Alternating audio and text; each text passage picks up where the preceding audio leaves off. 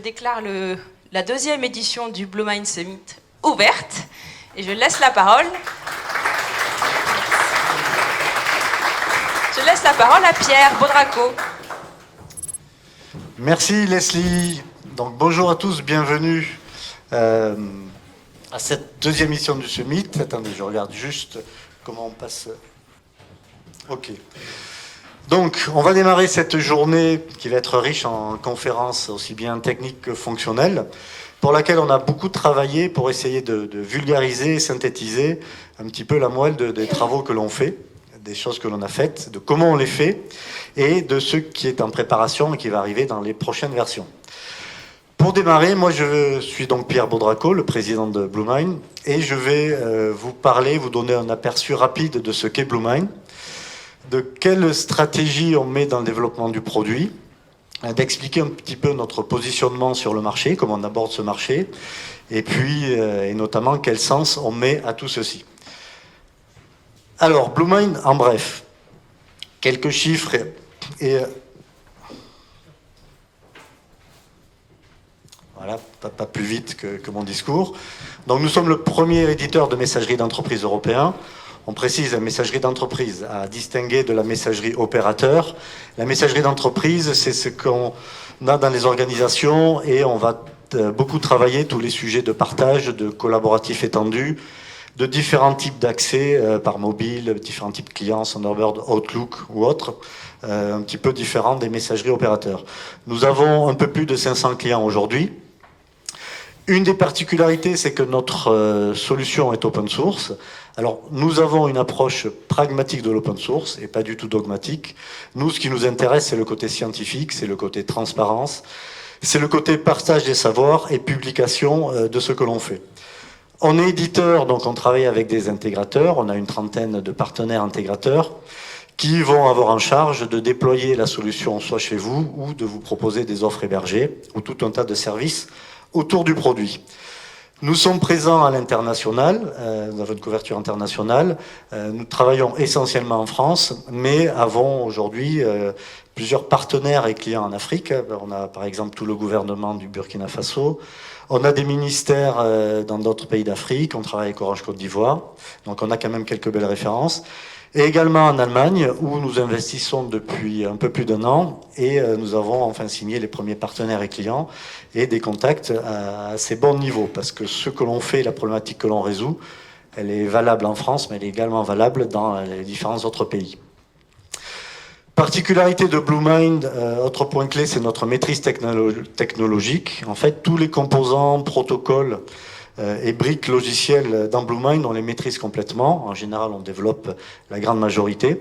On s'appuie sur quelques briques open source, mais on a la maîtrise totale, que ce soit les protocoles de synchronisation, pour Outlook, pour mobile, les briques d'agenda, toute l'administration, tout ça, c'est une maîtrise totale en termes de développement, ce qui nous permet de proposer des engagements forts en termes de qualité et fonctionnels et technologiques au niveau du produit. Quelques références. Donc on travaille avec, on a beaucoup de clients privés, des très gros comme Airbus ou Airbus Defence and Space. On a les deux. Alors c'est pas tout Airbus, hein, c'est quelques services clés qui sont pas sur le système standard. Ou par exemple le groupe La Forêt où le BlueMind équipe l'ensemble du réseau des franchisés. On travaille beaucoup également avec l'éducation à la santé. On a pas mal d'hôpitaux, plusieurs universités. On a par exemple l'Institut Pasteur de Lille également. Et nous sommes également très présents dans les collectivités et administrations centrales. On a d'ailleurs le plaisir d'accueillir pas mal de nos clients villes et également ministères ici, notamment le ministère de l'Intérieur et des Affaires de l'Europe et des Affaires étrangères, que l'on remercie chaleureusement. Au niveau du produit, bon, le périmètre de BlueMind, c'est à peu près le périmètre que propose Microsoft avec Exchange, donc c'est la partie collaboration asynchrone. On va traiter tout ce qui est agenda, messagerie, mail, contact, tâches. Et ensuite, via des composants BlueMind ou des composants apportés par des partenaires ou des solutions apportées par des partenaires avec lesquels on va s'interfacer, on va pouvoir traiter, proposer des solutions globales pour tout ce qui est drive, chat, visioconférence, et le tout en gérant des fonctionnalités spécifiques et avancées comme l'envoi de fichiers volumineux automatiques par email ou la gestion des signatures d'entreprise, qui est en général un fléau dans les entreprises. Et vu que l'email, c'est le premier moyen de communication. Au niveau du marché, maintenant, notre positionnement sur le marché de la messagerie. Donc, on a fait une petite map au monde de façon très synthétique et schématique. Ce qu'on peut voir, c'est que, bon, tout le monde le sait aujourd'hui, le marché est très dominé par des solutions américaines, et notamment un acteur qui est l'acteur hégémonique, qui est Microsoft. On trouve un petit peu de Google, mais pas si présent que ça en entreprise. Il y a une autre solution open source qui s'appelle Zimra, mais qui est un petit peu en perte de vitesse suite à ces rachats successifs et nombreux. Au niveau européen, il y a peu de solutions éditeurs. Il y a très peu d'éditeurs de solutions de messagerie. Et une dynamique dans le marché que l'on a constatée et qui a pris de l'ampleur pendant la crise, notamment la crise Covid, c'est un petit peu le cheval de Troie de Microsoft, c'est Teams. En fait, dans la crise, tout le monde a voulu de la visio, du chat.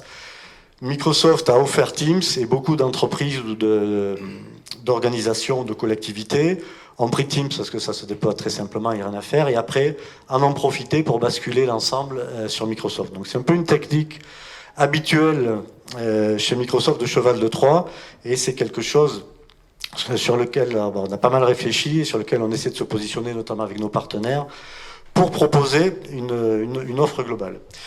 Alors tout ceci, cette hégémonie américaine, et notamment avec le fait que ce soit complètement assumé et déclaré par les États-Unis, avec leur America First et leur volonté manifeste de dominer le monde du numérique, ça pose un problème de souveraineté.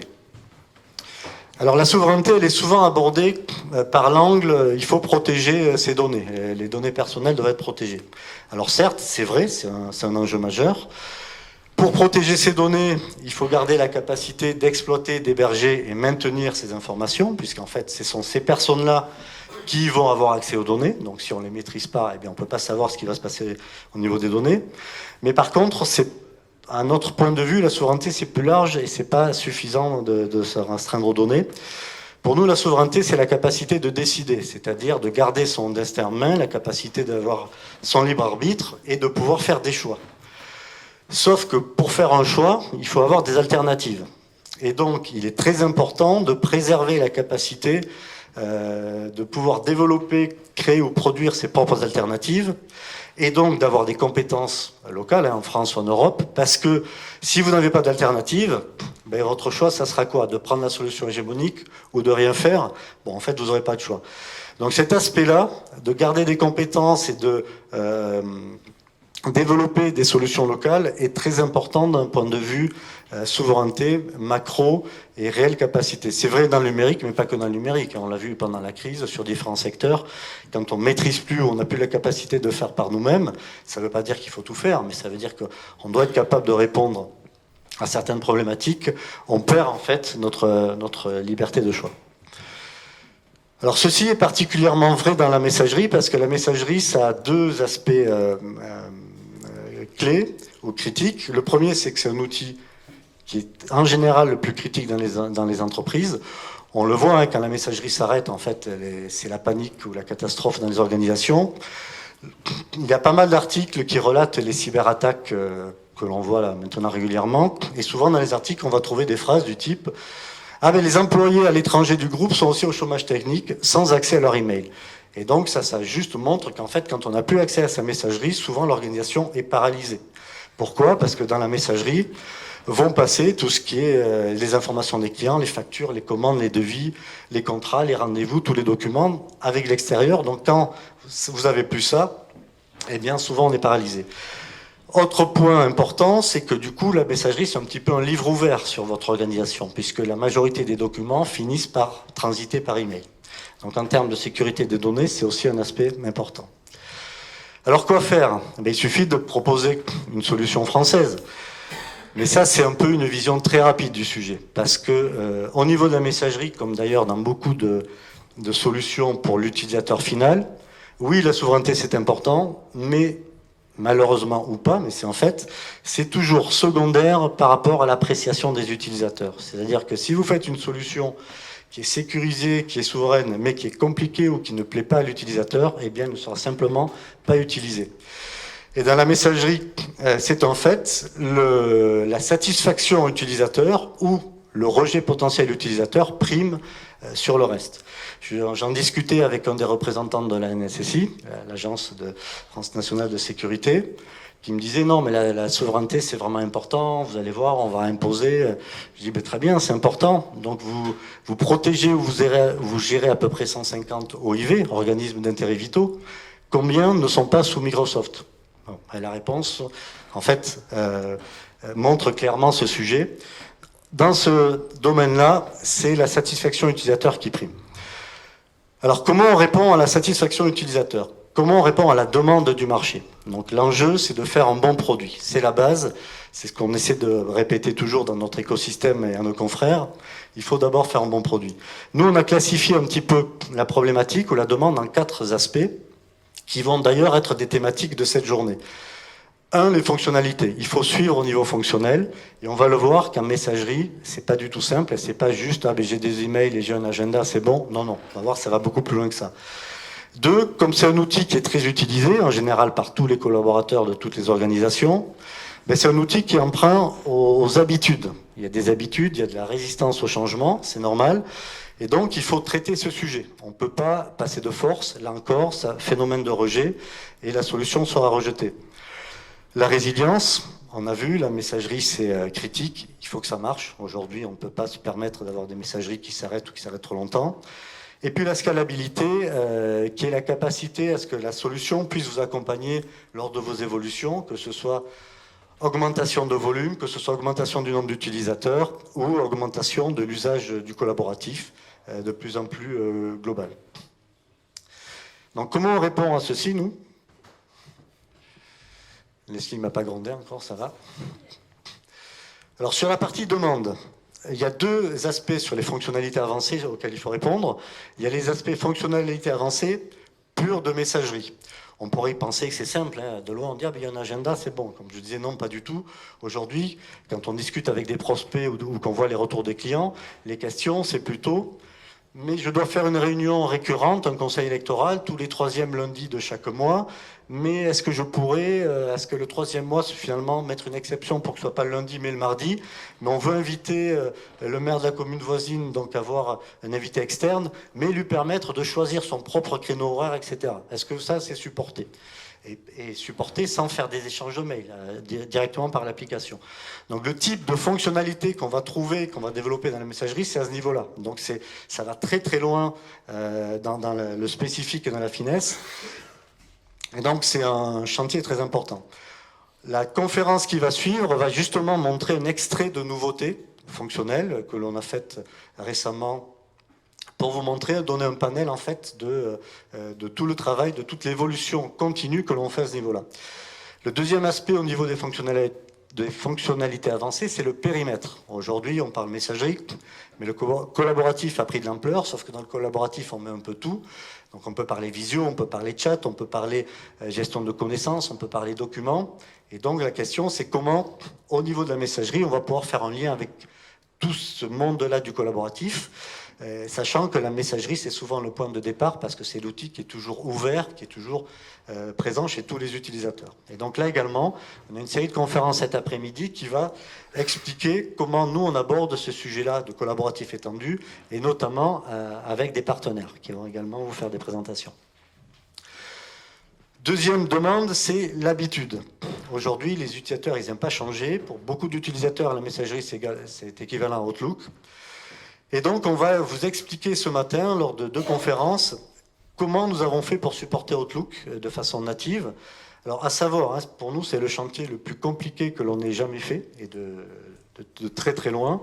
C'est des dizaines d'années hommes de développement, et c'est pour ça d'ailleurs que nous sommes les seuls, à part Microsoft, et les seuls au monde à être capables d'avoir réussi à supporter Outlook nativement, c'est-à-dire que je mets Outlook, je mets BlueMind, Outlook pense que c'est Exchange, et donc vous avez le vrai Outlook en face de vous. Et ça, c'est important pour avoir l'adhésion des utilisateurs qui exigent pour certains Outlook.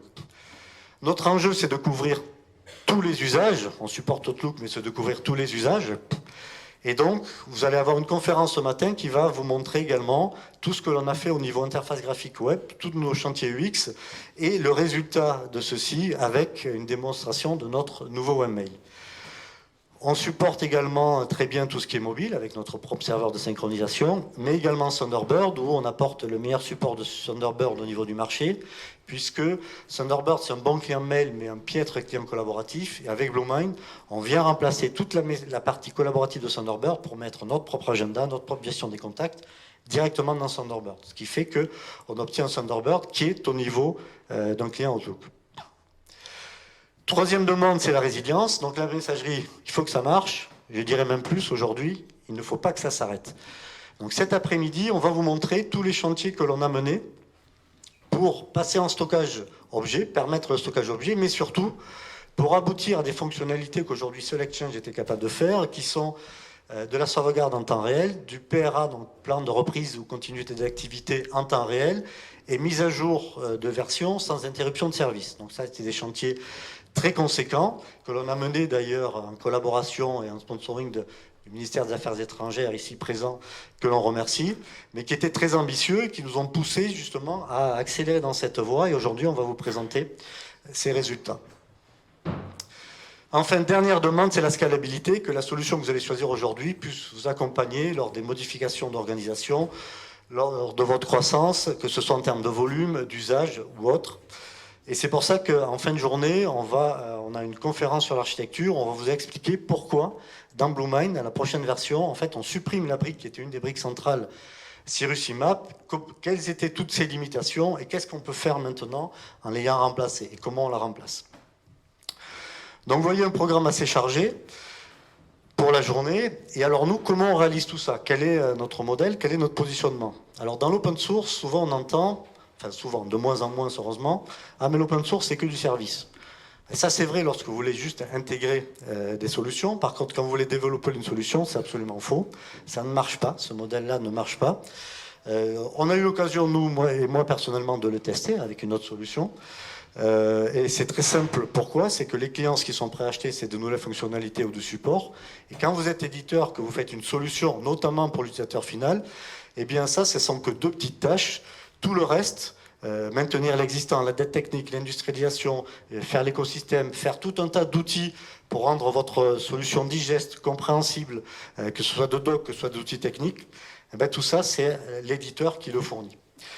Donc nous, vous l'avez compris, nous sommes éditeurs. Ça nous permet d'avoir un produit et de penser le produit globalement. Donc typiquement, quand on va penser à une fonctionnalité, on va travailler ou faire en sorte qu'elle soit disponible par tous les canaux d'accès, comme on peut faire avec Outlook et Thunderbird, et les mobiles, et le web, et que tout cet ensemble fonctionne ensemble.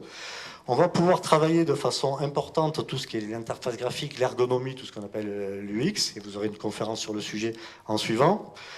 Ça va nous permettre de pérenniser, stabiliser une expertise et un savoir-faire, de fournir un produit industrialisé, donc avec des outils qui vont bien pour la migration, avec des outils, ne serait-ce que de bien fournir l'offre pour les hébergeurs, pour tout un tas de problématiques, pour pouvoir s'intégrer avec des solutions de partenaires, et donc, et également développer un écosystème. Écosystème, et ça va être quasiment ma dernière planche, qui est une notion très importante pour nous. C'est ce qui va nous permettre typiquement d'organiser des événements comme celui-ci aujourd'hui, le BlueMind Summit, en réunissant des partenaires, des clients, des prospects et d'autres personnes. Proposer des modules complémentaires, que ce soit nous ou des partenaires, faire des contributions, participer à des événements importants comme l'Open Source Experience. D'ailleurs, on a le plaisir aujourd'hui d'accueillir la responsable de l'événement, Florence Blasi. Également contribuer de façon forte. Moi, typiquement, je suis coprésident du CNLL, qui est le Conseil national du logiciel libre, donc la fédération qui regroupe l'ensemble des sociétés du monde libre en France. Et puis, on va proposer tout ça, parce que c'est bien de faire des choses, c'est encore mieux de les faire savoir. Via notre site web, on met à disposition l'ensemble de nos ressources, All BlueMind. Et Leslie vous fera une petite présentation de ce qu'on met à disposition également, autre que le produit, des vidéos, des docs, tout un tas de choses. Donc, vous l'aurez compris, et puis les partenaires, mais je n'en ai pas parlé là parce que on en parle juste après, où on a le plaisir d'accueillir 6 partenaires ici, qu'on va vous présenter rapidement, qui ont un stand en haut que vous pourrez visiter, qui pourront vous expliquer leur offre, leurs solutions ou ce qu'ils font avec le produit. Et donc, vous l'aurez compris en synthèse, notre mission, c'est de permettre d'avoir des alternatives. C'est pas du tout de dire il faut pas prendre américain, il faut prendre que ceci, mais c'est de permettre d'avoir le choix, donc de faire un bon produit. Une fois qu'on a un bon produit, on peut rajouter le fait qu'il soit souverain, et tout ceci en réconciliant la partie souveraineté de la partie habitude des utilisateurs, puisque la souveraineté c'est comme la sécurité, si c'est trop contraignant, mais en fait ça marche pas. Et donc on travaille beaucoup sur le côté habitude et usage. Et l'enjeu, c'est de permettre d'avoir le choix. Notre credo, notre slogan, c'est « Vous avez le choix aujourd'hui ». Vous pouvez faire le choix autre, évidemment. Maintenant, on ne peut pas dire « Ah ben non, j'ai pris Microsoft parce qu'en fait, j'avais plus le choix ». Aujourd'hui, c'est plus vrai. Donc voilà pour ma partie. Je vais laisser la parole à Aaron, qui va vous parler rapidement des partenaires. Merci. Donc Aaron Lascar, responsable des partenaires chez Bluemind. J'invite nos partenaires de la journée à me rejoindre, ou du moins un de leurs représentants, pour que l'on puisse présenter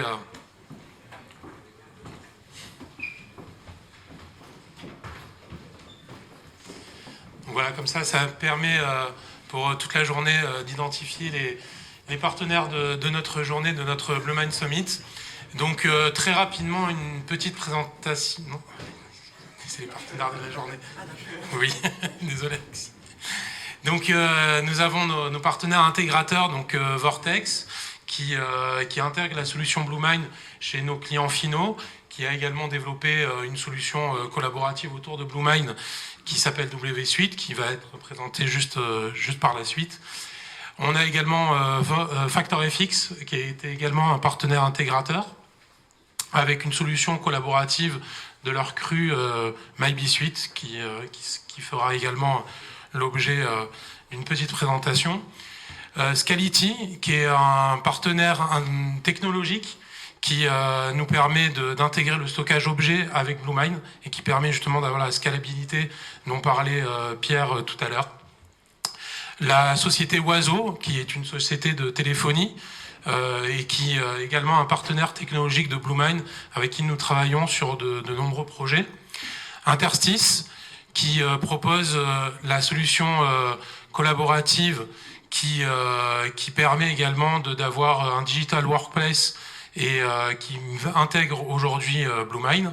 Et enfin GoFast de CEO Vision, qui est une GED en plus d'être un outil collaboratif et avec qui nous travaillons sur certains projets.